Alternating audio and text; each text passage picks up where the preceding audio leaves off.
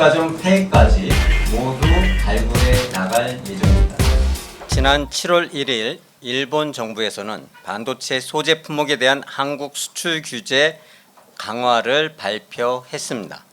이번 수출 규제 품목은 디스플레이와 반도체 제조 공정의 핵심 소재로 실제 수출 규제 절차에 들어갈 경우 관련 산업에 상당한 타격이 있을 것으로 전문가들은 예상하고 있습니다. 특히 반도체와 디스플레이 핵심 소재 중 일부는 일본 기업이 세계 시장의 90% 이상을 점유하고 있어서 삼성전자 등 완성품 업체는 비상 상황으로 인식하고 대처하고 있습니다. 일본은 3개 핵심 품목의 규제에 그치지 않고 일본 기업이 과점하고 있는 반도체 장비로 규제를 확대할 계획을 가지고 있어 수출 규제가 장기화될 경우 적지 않은 문제가 초래될 것으로 예상됩니다. 반도체는 경기도의 핵심 성장 동력으로 이에 대해 완제품 기업과 긴밀하게 협력하여 다양한 대응 방안을 모색해 나가도록 하겠습니다. 특히 이번 수출 규제로 인해 중소기업의 피해를 최소화하기 위한 다각도의 노력을 기울일 것입니다. 먼저 경기도는 일본 반도체 수출 규제 피해 신고 센터를 설치하고자 합니다. 반도체 디스플레이 관련 중소기업에 대한 실태 조사를 거쳐서 어느 정도의 피해가 있는지 어떤 지원이 필요한지를 조사할 계획입니다.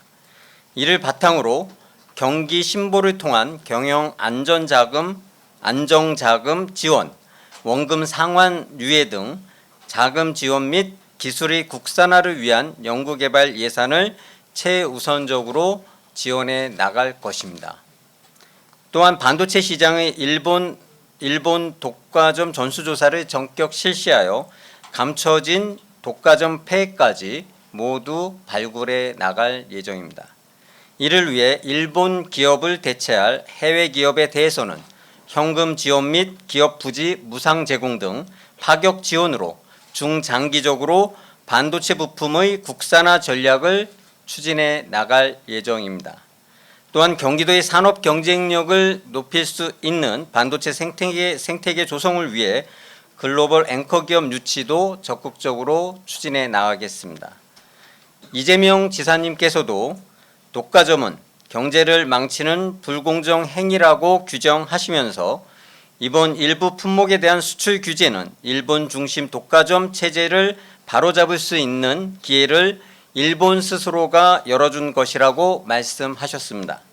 경기도는 취약한 반도체 산업 분야 각종 예산을 마련하여 집중적으로 육성해 나가는 한편 중앙정부와도 긴밀히 협력해 나가겠습니다. 감사합니다.